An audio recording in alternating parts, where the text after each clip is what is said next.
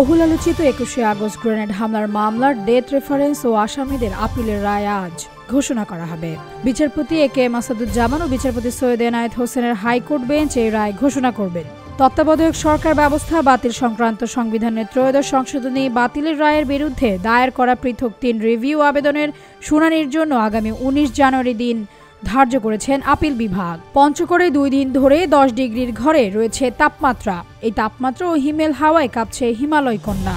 রোববার সকাল ৯টায় ১০.৫ degree Celsius তাপমাত্রা রেকর্ড করেছে জেলার প্রথম শ্রেণীর তেঁতুলিয়া আবহাওয়া পর্যবেক্ষণাগার কার্যালয়। বিশ্ব এইডস দিবস আজ। বিশ্ব এইডস দিবসে এবারের প্রতিপাদ্য অধিকার নিশ্চিত হলে এইডস যাবে চলে। ভারতে আছড়ে পড়েছে ঘূর্ণিঝড় ফিনজাল। শনিবার দেশটির দক্ষিণাঞ্চলীয় রাজ্য তামিলনাড়ুর উত্তরাঞ্চল এবং পুদুচেরিতে রাতভর তাণ্ডব চালিয়েছে এই ঘূর্ণিঝড়।